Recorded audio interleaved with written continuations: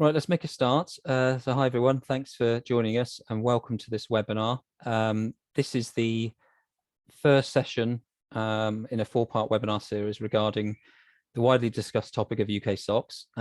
This is something that's gained a lot of interest and momentum over the past 18 months or so, particularly since the publication of the BEIS white paper back in March last year.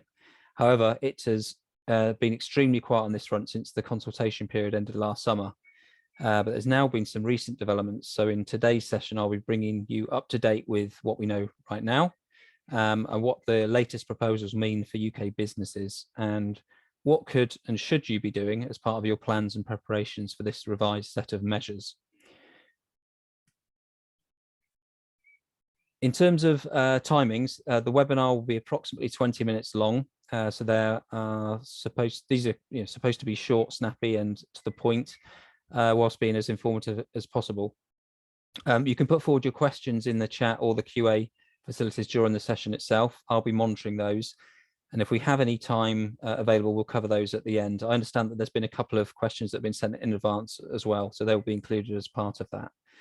However, if we're out of time due to the bite-sized nature of the sessions, then we'll get back to you after the session itself. So please go ahead, post any questions you might have as you'll receive a response at some point.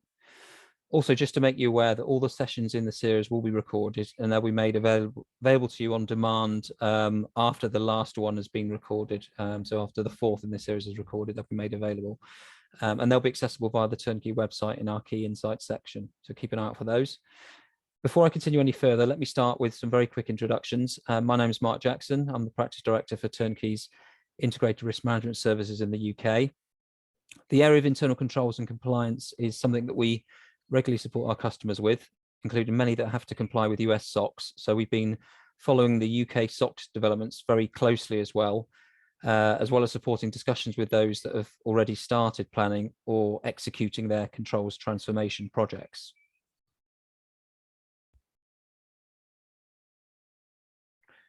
Let's begin by having a brief recap on the timeline of events, which has brought us to where we are now.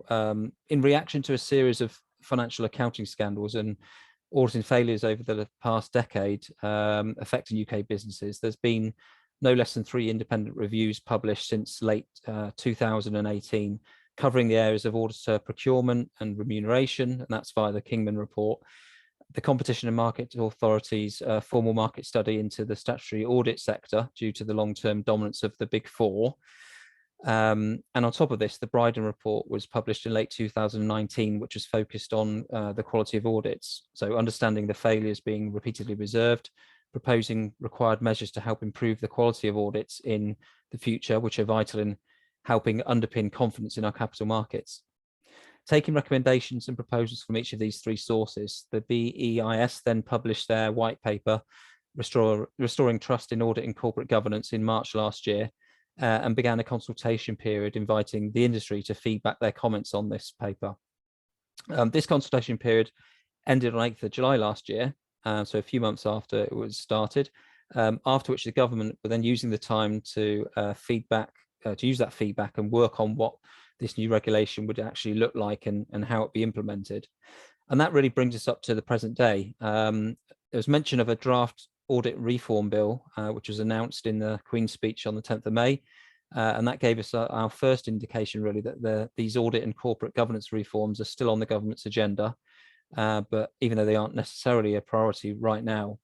Then on the 31st of May, the UK government published the long-awaited response to its proposals to strengthen the UK's audit, corporate reporting, corporate governance practices. Despite the fact that such actions being taken to make the UK a safer place to do business is very welcome, of course, as the proposals will inevitably have a positive impact on many UK companies, their boards, the audit profession itself, and also the regulators. It's fair to say that the significant scaling back from the original proposals has disappointed many within the industry who do see it as a missed opportunity.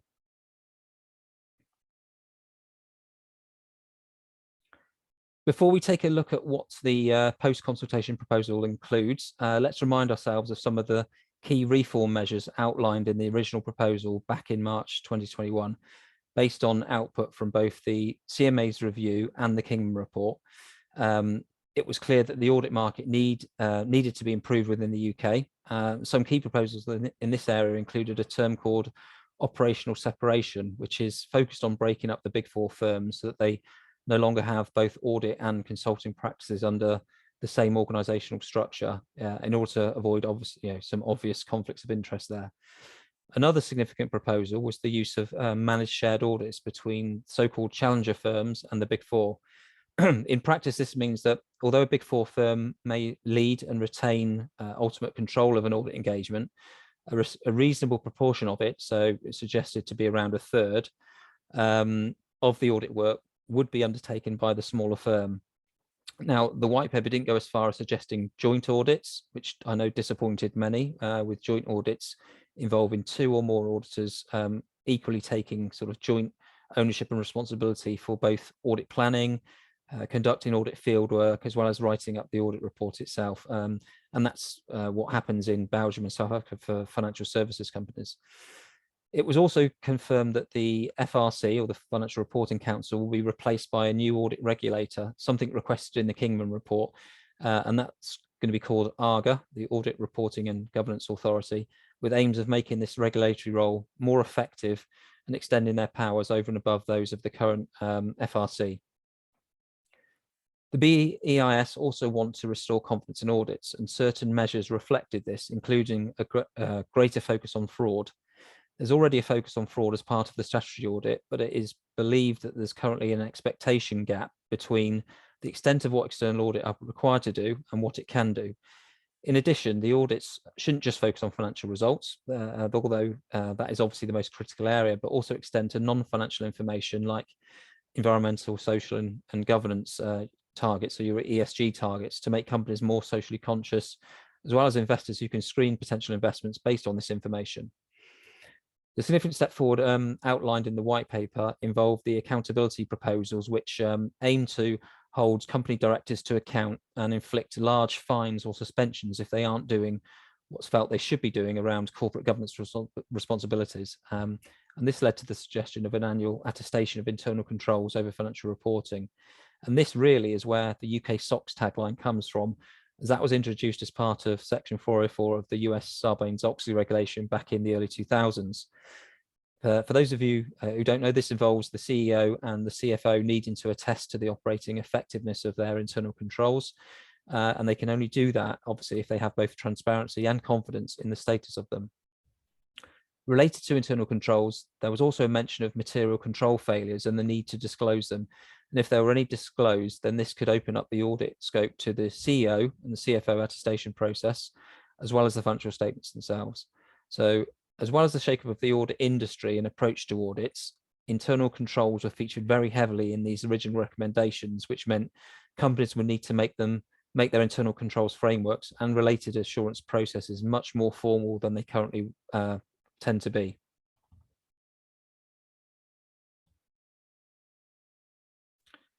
So how does the government's overdue response stack up when compared to the original suggested measures?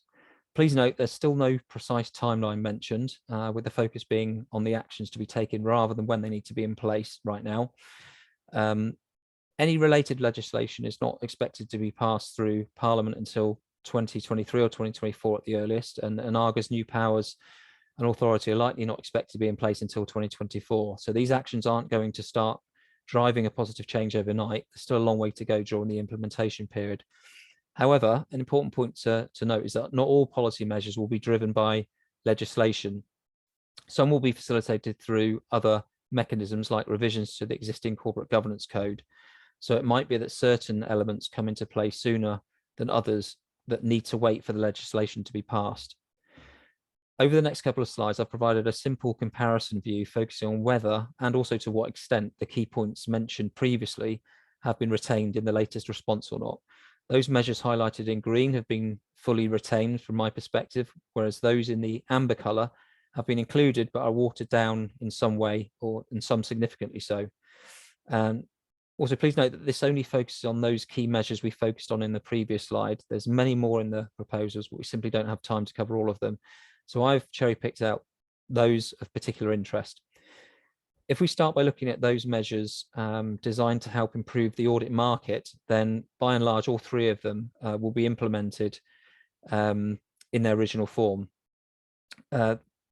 including the operational separation of large audit firms, the use of managed shared audits for FTSE 350 companies, and the transition of the FRC into the new and improved audit regulator, ARGA. And these will be enforced by legislation. Out of the ones we're covering in the next two slides, these were almost the only ones retained in their original form. All the others, apart from one, are still there in principle, but have been scaled back significantly. Now, turning our attention to additional activities the auditors will need to do to restore confidence in UK audits, they will continue to assess the risk of material misstatement of the financial statements due to fraud, and this is something that they currently do, but there won't be any increased focus on fraud as part of their audit procedures, and they won't be required to independently assure the company director's fraud statement, something which I'll touch upon shortly.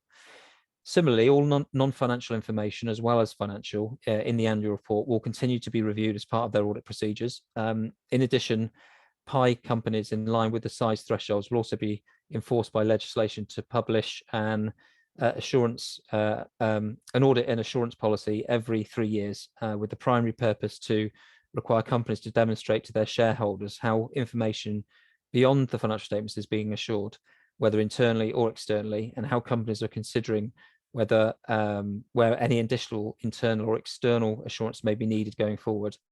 However, the AAP will not make any new assurance activity mandatory. It's purely optional. Moving on to company director accountability. Even though the public interest entity or PI definition has been expanded to include unlisted entities with greater than 750 employees and an annual turnover of greater than 750 million, the changes will mean that the reforms will sweep just 600 more private companies into the tighter regulatory system compared to an original plan to potentially double the number of so-called public interest entities to as many as 4,000.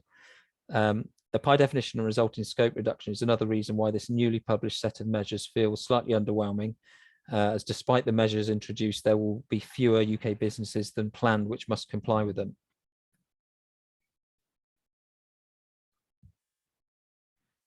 Continuing the area of company director accountability, other measures that were being suggested was with regards to the ability for financial penalties and sanctions to be imposed on the directors of UK businesses if problems arise and they're found not to have met the responsibilities and required level of standards over audit and corporate reporting.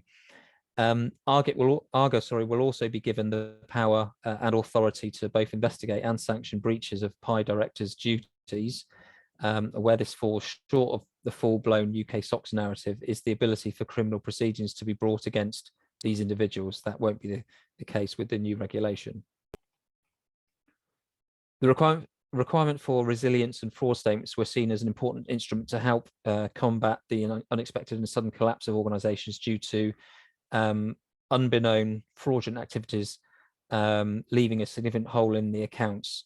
The cafe company Patisserie Valerie being a recent reminder of that when it collapsed in early 2019 following the discovery of a 40 million accounting fraud involving false invoices, and all the lack of focus on short, medium and long-term risks to their business and their resilience to them, and be in a position basically to adapt and survive regardless of what comes their way. These statements have both remained in the proposals for those entities which meet the new PI thresholds and will be enforced by legislation. So PI directors will need to report on the steps that they've taken to prevent and detect material fraud, although auditors, again, will not be required to provide independent assurance over this statement. With regard to an annual resilience statement, this will work alongside the going concern and viability statement disclosures required as part of the current corporate governance code. However, some elements of the resilience statement have moved away from the original form, such as the suggested assessment period for such statements, which is now something that can be chosen by the individual PI based upon their company strategy. In addition, there will no longer be a common set of risks to be addressed in every resilience statement. Instead, the statement will refer to matters that directors consider to be a material challenge to resilience over the short, medium and long term, and how they arrived at the judgment of materiality. So they get the ability to determine what it is that which risks they focus on. So instead of this mandated set of risks to be covered, there will be a list of resilience areas instead. For example, impact of climate change on the company's business model, that will need to be addressed in turn. Reporting on each risk resilience issue will then require setting out its likelihood, the impact, the time period over which it's expected to remain, as well as materialize, any mitigating actions and changes compared to the previous year's resilience statement. The intention is that any existing requirements relating to principal risks and uncertainty reporting can be met through the resilience statement. So this part of the proposal is really shining a light on your enterprise risk management processes and procedures. So they can become very important as part of this. The next measure is one that was considered the big ticket item that would really drive a change in attitude and approach to internal controls over financial reporting, and introduce the level of rigor and establish the risk controls culture required to drag UK companies into the next level of corporate governance. This is also the measure that was most closely aligned with the US Sarbanes-Oxley regulation, was therefore the main reason for the UK SOX tagline, which has been widely used ever since the rumours of UK corporate governance reforms first began. It's therefore no surprise that the significant watering down of this measure is the one that has led to the biggest disappointment amongst professional bodies and individuals within the industry. The mandatory requirement for directors to sign off on the operating effectiveness of their internal controls is no longer planned to be a mandatory requirement, but instead this internal control statement is now going to be introduced through the existing UK Corporate Governance Code, which, as many of you will be aware, is not law, and therefore compliance is not compulsory. Instead, the FRC is asking companies to comply or explain. So you either follow the code or you explain why you don't follow it. The level of assurance they need to provide to support their disclosures is still unknown. And the other challenge with using the corporate governance code is that it's currently only applicable to premium listed companies. So we wait to see if these reforms mean that it will be extended to cover all UK companies within the scope of these reforms. So that means all listed companies, as well as the largest private organisations under the PI criteria. We understand that the FRC is going to consult on strengthening the internal control provisions in the UK Corporate Governance Code to provide for this explicit statement from the board about their view on the effectiveness of the internal control systems within their business, including both financial but also operational and compliance systems alike.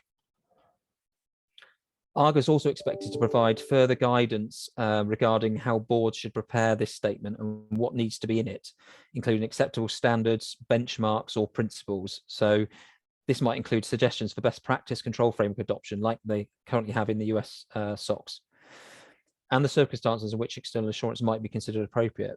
Although auditor attestation of the statement will not be mandatory, the government believes that the audit and assurance policy should be used to determine whether or not external assurance over the company's reporting on internal controls should be sought, particularly if stakeholders apply pressure on the board where internal controls are thought to be weak or where the statements are inadequate and too high level without any form of substance.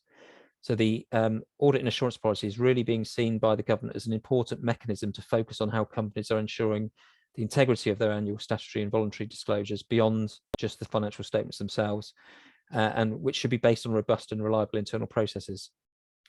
Now, despite the fact that the UK Corporate Governance Code is not currently in scope for all UK companies, it's hoped that the changes and the improvements will be taken on board by other companies, either in the form of best practice and or through changes to other governance codes, for example, the Waits corporate governance principles, which are currently in place for large private companies.